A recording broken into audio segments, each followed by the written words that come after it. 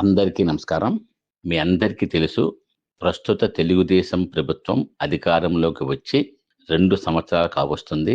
ఈ సందర్భంగా ఏం జరుగుతుంది అనే విషయం గురించి 2 నిమిషాలు మాట్లాడుకుందాం. విసుగు తెప్పిస్తున్న సీఎం ప్రసంగాలు, అలసిపోతున్న, అలిగిపోతున్న తెలుగు తమ్ముళ్ళు, శిలాఫలకాలపై ఎమ్మెల్యేల బొమ్మలు, అవినీతికి అంతులేదు, పాలనపై పట్టులేదు, అధికారులు మాట వినరు, ఎమ్మెల్యేలు సామంతరాజులై అవినీతికి రారాజులయ్యారు. పార్టీని భుజాలపై మోసిన సామాన్య కార్యకర్తలను పక్కన పెట్టారు. గత టీడీపీ పాలనలో పనులు చేసిన వారికి నేటికి బిల్లులు కాలేదు. అభివృద్ధి, పెట్టుబడుల వెంటపడి కార్యకర్తలను నిర్లక్ష్యం చేస్తున్నారు. టెక్నాలజీ వెంట పరుగులు, ఎడతెగని ఈవెంట్లు, పీపీపీ అంటే వల్లమాలిన ప్రేమ, భూముల పందేరంలో ప్రశ్నల్ని కూడా భరించలేకపోవటం, రాజ్యాన్ని ఏలుతున్న ఐఏఎస్ ఐపీఎస్లు, వాళ్ళంటే ప్రభుత్వానికి అలవి కాని మోజు, గ్రూప్ రాజకీయాలను కట్టడి చేసేవారు లేరు, పూర్తి అధికారమున్న బుజ్జగింపులు, కీర్తి కండూతి, అన్నింటికీ మనమే ఆద్యులం అనే విపరీత ఆభిజాత్యం ఎరసి పార్టీ బ్యాక్గ్రౌండ్ లో ఏదో అతీత శక్తి పనిచేస్తుంది అనిపిస్తుంది. పార్టీ కోసం పోరాడి పోలీసు దెబ్బలకు బలైన వందలాది కార్యకర్తల త్యాగాలను మర్చిపోయారు. ఇన్నాళ్ళు కార్యకర్తల పార్టీగా ముద్రపడి నేడు కార్పొరేట్ పోకడలతో మసకబారుతుంది. ఇవన్నీ ప్రభుత్వంపై సామాన్యుడి అక్కసు కాదు, తెలుగు తమ్ముళ్ళ ఆవేదన. ఇక వివరాల్లోకి వెళ్తే, ఐఏఎస్ అధికారులు అంటే వల్లమాలిన ప్రేమ. వారు చెప్పిన అంశాలకి అత్యంత ప్రాధాన్యత ఇవ్వటం అనేది ఈ ప్రభుత్వంలో మనం చూడొచ్చు. ముఖ్యంగా వీడియో కాన్ఫరెన్స్లో ఒక కలెక్టర్ గారు చెప్పినటువంటి ముస్తాబు కార్నర్ను రాష్ట్రమంతా అమలు చేయండి అని చెప్పడం ద్వారా ఇప్పటికే రకరకాల యాప్స్తో ఇతర వ్యాపకాలతో సతమతమయ్యే ఉపాధ్యాయులకు వచ్చిన పిల్లలని ముస్తాబు చేయటమే సరిపోతుంది. ఇదే మోజుతో నిజాయితీ కలిగిన ఏపీ ఫైబర్ నెట్ చైర్మన్ను పనంగా పెట్టారు. ఈ సోకాల్డ్ అధికారుల ఆలోచనతో నిమిషం లేటైనా పరీక్షకు రానివ్వం అనే నిబంధన పెట్టారు. ఇదో దిక్కుమాలిన నిబంధన.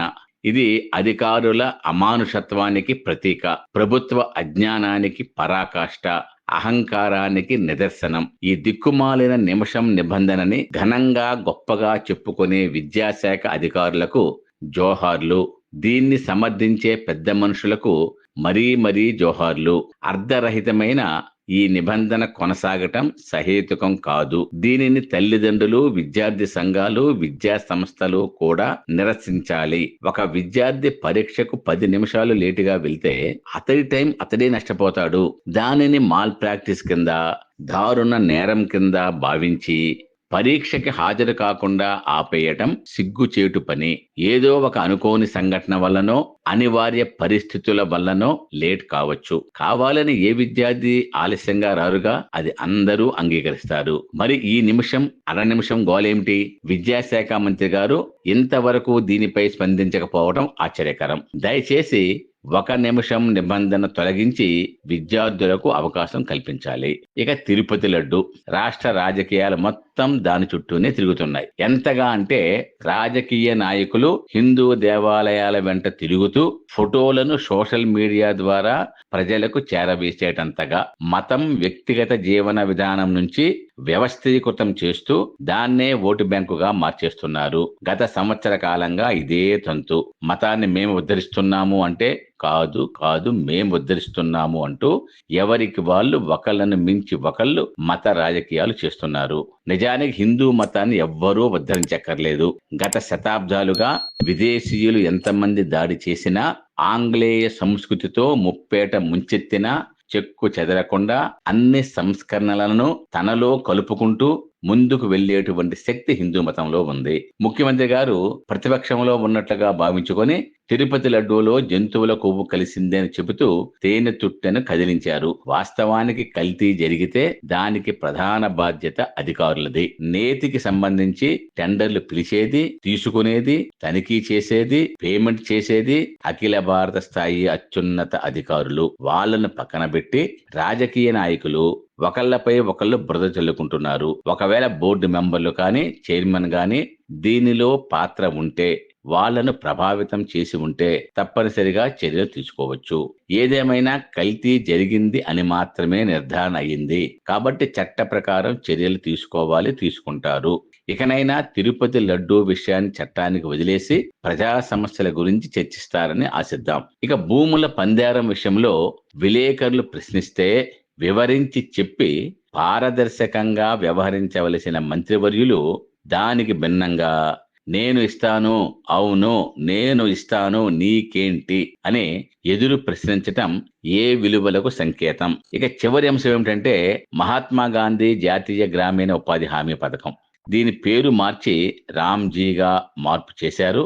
దీని ద్వారా వాళ్ళు ఏం ఆశించారో తెలియదు గాని గాంధీ పేరు తుడిచిపెట్టేందుకు ఒక ప్రయత్నం జరుగుతుంది అనే సంకేతం బలంగా వెళ్ళింది. వారి ఉద్దేశం అదేనేమో తెలియదు. దారుణమైన విషయం ఏమిటంటే ఈ రామ్జీ చట్టంలో వ్యవసాయ పనులు జరిగే 2 నెలల పాటు ఉపాధి హామీ పనులు చేయడానికి వీల్లేదు అని ఒక నిబంధన పెట్టారు. ఉదాహరణకి ఆంధ్రప్రదేశ్లో సాధారణంగా జూన్, జూలై మాసాలు వ్యవసాయ ఆధారిత పనులు జరిగితే గుంటూరు, ప్రకాశం, నెల్లూరు జిల్లాలలో ఆగస్టు, సెప్టెంబర్ నెలల్లో వ్యవసాయ పనులు జరుగుతాయి. మరి ఈ నిబంధన విధిస్తే నిజమైన కార్మికులకి ఇబ్బంది కదా. అసలు ఈ క్లాజు ఎందుకు పెట్టారో ప్రశ్నించేవాడే లేడు. అంతేకాకుండా ఇంతకు ముందు 10% నిధులను గ్రామ పంచాయతీలు భరించవలసి ఉండగా నేడు దాన్ని 40% పెంచారు. ఈ 40% నిధులు గ్రామ పంచాయతీలు భరించాలి అని చెప్పడం అంటే గ్రామ స్వపరిపాలనను ధ్వంసం చేయడమే. ఇప్పటికే కరెంటు బిల్లులు చెల్లించలేక, స్థానిక అవసరాలు తీర్చలేక గ్రామ పంచాయతీ సతమతమవుతుంటే నేడు 40% నిధులు ఇవ్వాలి అంటే ఉపాధి హామీ పనుల పథకం అటకెక్కినట్టే. ఇంత జరుగుతున్నా రాష్ట్ర హక్కుల కోసం మేము పుట్టాము అని గొంతు చించుకునే తెలుగుదేశం, వైఎస్ఆర్సీపీ పార్టీలు రెండూ కూడా దీనిపైన కనీసం నిరసనను వ్యక్తం చేయకపోవటం అంటే పేదలు, రైతు కూలీల కడుపు నింపటం గురించి తర్వాత ఆలోచిద్దాం. ముందు రాజకీయాలే మాకు ప్రాధాన్యాలు, మోడీని ప్రసన్నం చేసుకునే పనిలోనే మేమున్నామని స్పష్టంగా చెప్పటం తప్ప వేరే ఏది కాదు. సరే, ఏదేమైనా పీపీపీల పైన, ఐఏఎస్ల పైన మోజు తగ్గించుకొని భూ పందేరాలను పారదర్శకంగా చేస్తూ మతాన్ని రాజకీయం చేయకుండా అవినీతి పైన దృష్టి పెట్టి తెలుగు తమ్ముళ్ళ ఆవేదనను అర్థం చేసుకుంటూ ముందుకు వెళ్తేనే భవిష్యత్తు. Thank you.